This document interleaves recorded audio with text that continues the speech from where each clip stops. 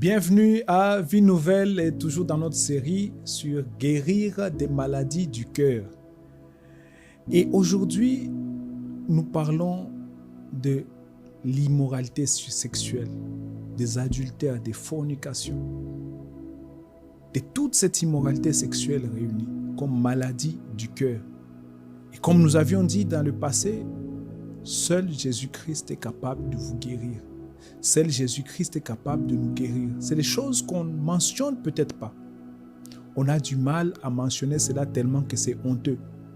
Mais aujourd'hui, je viens vous présenter celui qui guérit de l'immoralité sexuelle. C'est Jésus-Christ. Prions le Seigneur. Seigneur, nous venons bénir encore ton Saint-Nom, de nous avoir accompagnés pendant toute cette série. Et nous bénissons encore ton Seigneur pour ces vies que tu viens guérir aujourd'hui. Utilise-nous pour ta seule gloire, au nom puissant de Jésus-Christ. Amen. L'immoralité sexuelle comme maladie du cœur. L'immoralité sexuelle qui parfois peut se cacher derrière cette forme de piété, cette forme de sanctification, cette forme de crainte de l'Éternel, cette forme de beaux habits. L'immoralité sexuelle peut se cacher derrière cela. Et Jésus-Christ recadre en disant, dans le passage que nous allons lire tout à l'heure, que cela n'a rien à voir avec l'acte d'abord, mais cela vient du cœur. Pour être fidèle aux Écritures, lisons dans Marc chapitre 7, nous lisons du verset 20 au verset 23. Jésus dit aux pharisiens et à ses disciples, il dit encore: ce qui sort de l'homme, c'est ce qui souille l'homme. Car c'est du dedans du cœur des hommes que sortent les mauvaises pensées, les adultères, les impudicités, les meurtres, les vols, les cupidités, les méchancetés, la fraude, le dérèglement, le regard envieux, la calomnie, l'orgueil, la folie. Toutes ces choses mauvaises sortent du dedans et souillent l'homme. Gloire au Seigneur. Aujourd'hui, nous parlons de l'immoralité sexuelle. Quand nous parlons de l'immoralité sexuelle, nous parlons de tout ce qui va avec. Nous parlons, comme Jésus a cité ici, les mauvaises pensées, les fornications, les adultères, toutes ces choses. Et la Bible parle de cela comme des mots venant du cœur. L'adultère, la fornication, avant de se matérialiser, a son essence, a ses origines dans notre cœur. Et aujourd'hui, l'objectif de ce message, c'est que Jésus-Christ, puisque c'est lui seul qui peut cela, qu'il vous guérisse, qu'il nous guérisse de ces maux qui gangrènent nos églises, nos sociétés, nos entreprises, nos familles, nos environnements. Que Jésus-Christ vienne nous guérir et qu'il nous guérisse complètement comme lui seul sait le faire. Et vous allez remarquer, quand nous présentons comme du domaine médical aujourd'hui, ce n'est pas parce que nous allons guérir l'immoralité sexuelle avec ceci, mais c'est avec la puissance de la parole de Dieu. Beaucoup ont fourni d'efforts pour être fidèles à leurs femmes, fidèles à leurs époux, marcher dans la vie de pureté, mais seul, vous ne pourrez pas. La bonne volonté ne suffit pas. La discipline ne suffit pas. Il faut cette force surnaturelle, il faut cette puissance de Dieu qui agit. Il faut que Jésus-Christ nous libère de cela. Mais avant de continuer, Jésus mentionne cela comme l'une de ses maladies. Et il est étonnant en lisant la parole de Dieu, en lisant le Nouveau Testament, en lisant les épîtres de Paul, vous remarquerez que les péchés sexuels sont souvent mentionnés en début. Pourquoi? Parce que c'est parmi les mots qui gangrènent notre société. Cachés du public, bien vêtus au dehors, priant, parlant en langue, prophétisant, mais grands impudiques. Aujourd'hui, Dieu veut vous guérir. Frères assidus dans les choses de Dieu, mais esclaves de la pornographie. La Bible dit que toutes ces choses-là viennent du cœur. Et j'aimerais, sans essayer de vous cajoler, sans essayer de nous cajoler, nous dire que quand ces choses-là sont en vous, ce n'est pas un accident. Ce n'est pas un accident de juste tomber dans cette fornication, de juste tomber dans la pornographie. La Bible dit que c'est le cœur qui est malade. Notre cœur est malade. Chère femme mariée, vous avez les yeux au dehors. Chers frères, vous ne supportez pas voir les sœurs autour. Sachez que c'est votre cœur qui est malade. C'est votre cœur qui est malade. Il faut d'abord avouer cela. Que vous êtes malade. Que vous souffrez de ces choses-là.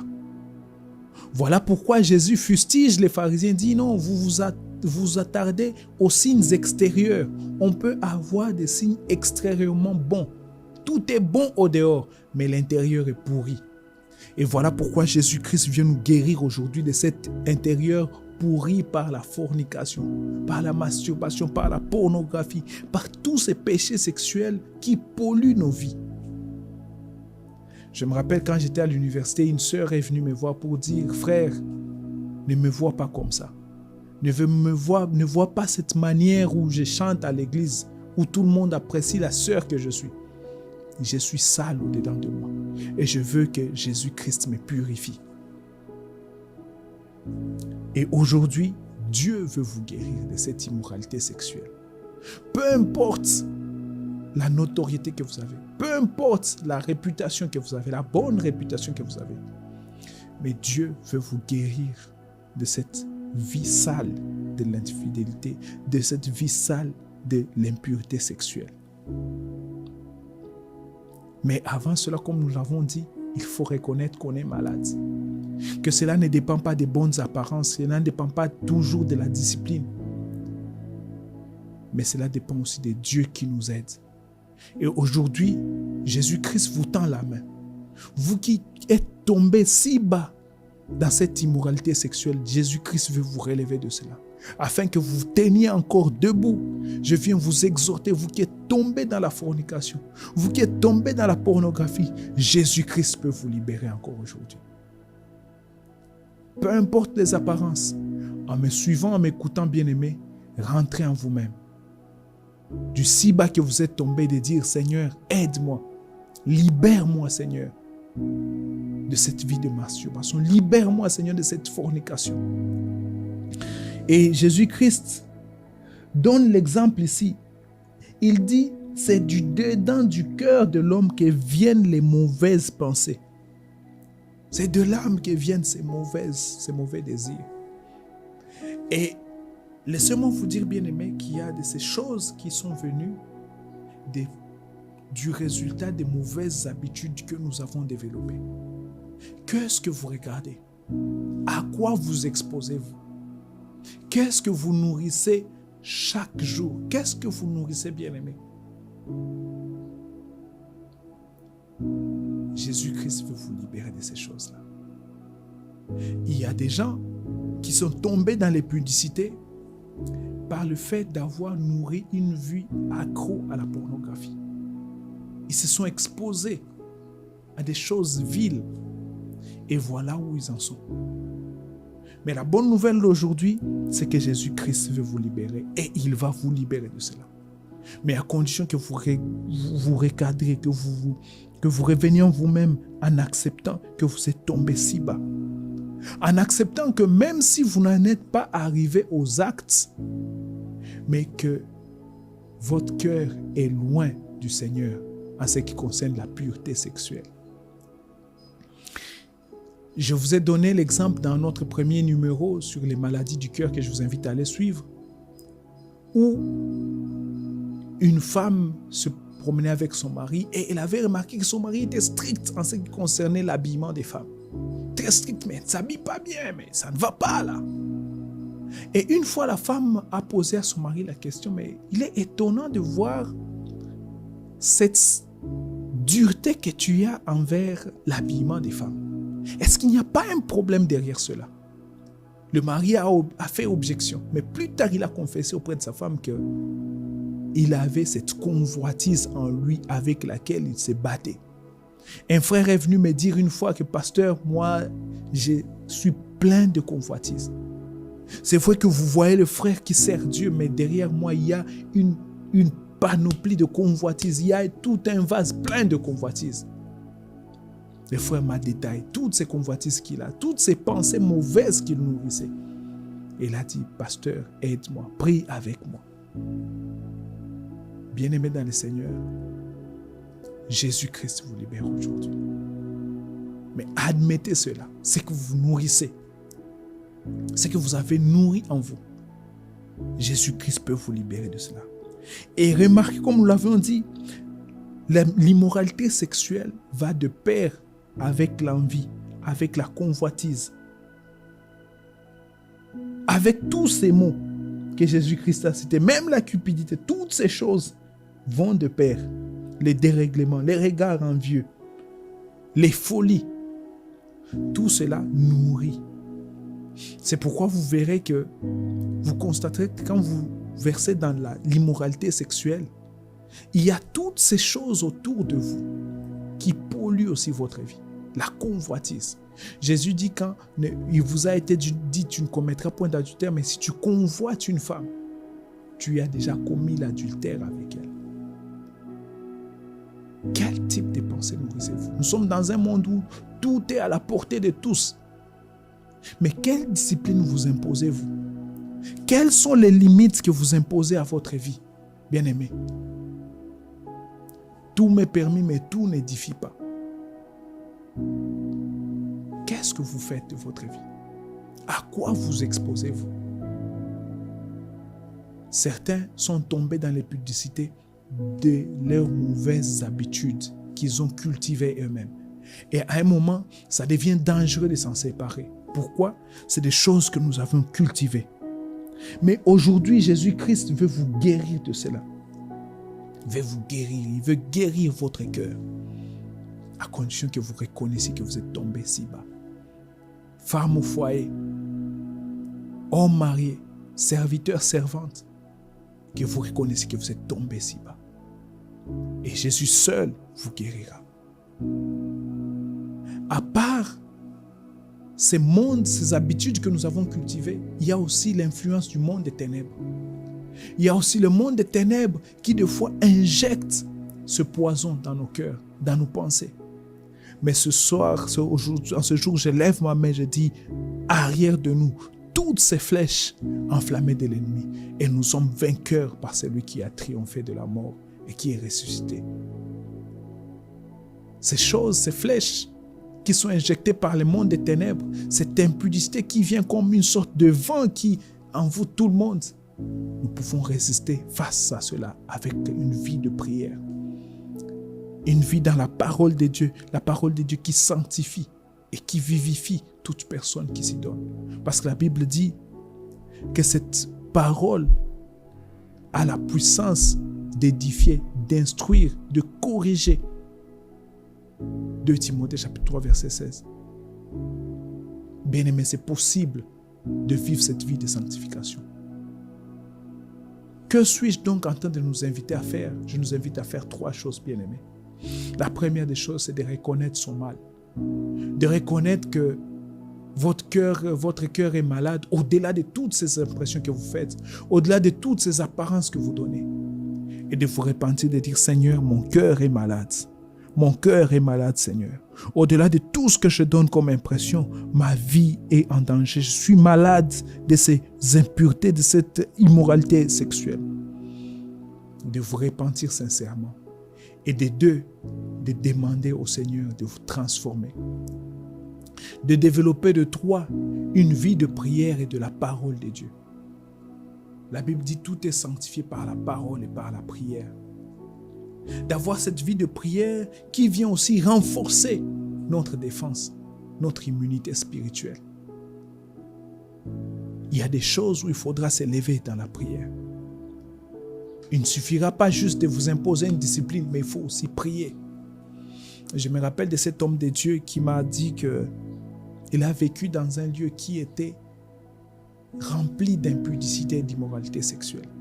Et il m'a partagé comment il avait structuré sa vie de manière à avoir une vie de jeûne en début et en fin de semaine. Il a instauré cela. Jésus dit, ce type de démon, il y a un type de démon qui ne sort que par la prière et par le jeûne. J'aimerais exhorter une femme de Dieu, une servante de l'Éternel, à cultiver une vie de prière et de jeûne, à rechercher la face du Seigneur. La tempête est parfois très forte, qu'il ne faut qu'avoir une vie de prière, bien-aimé. Il y a une vie de sanctification qui n'est soutenue que par la vie de prière et dans la parole. Ayez cette vie de prière. Au-delà de tout ce que vous pouvez vous imposer comme discipline. Et aussi à la fin, contrôlez votre environnement. Votre environnement compte pour beaucoup. Ne soyez pas comme l'autre. La Bible dit qu'il tourmentait journellement son âme. Dans quel environnement vivez-vous, bien-aimés? Vous voulez vivre, vous voulez vaincre l'immoralité sexuelle? Très bien, vous priez, vous êtes confessé, vous êtes repenti devant le Seigneur. Mais dans quel environnement vivez-vous? Ne continuez pas à vous exposer. Disciplinez-vous. Assainissez votre environnement. Assainissez ce que vous regardez. Qu'est-ce que vous regardez? Des scènes sexuelles, des films, des séries qui ne font que véhiculer le message de l'infidélité, des incestes, d'adultère, de fornication. C'est ça vos séries préférées? Et vous êtes là à imaginer même la prochaine séquence et comment les choses vont finir. Bien-aimés, contrôlez votre environnement.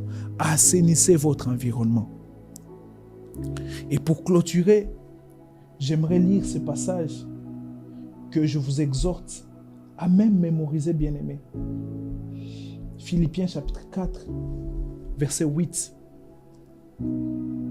Au reste, frères, que tout ce qui est vrai, que tout ce qui est honorable, que tout ce qui est juste, que tout ce qui est pur, tout ce qui est vertueux, tout ce qui est juste, tout ce qui est pur, tout ce qui est aimable et qui mérite l'approbation, ce qui est vertueux et digne de louange, soit l'objet de vos pensées.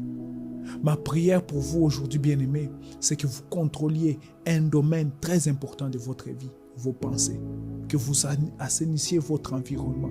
Et c'est seulement avec cela que vous triompherez. Je bénis le Seigneur qui vous guérit aujourd'hui de cette immoralité sexuelle au nom puissant de Jésus-Christ. Prions.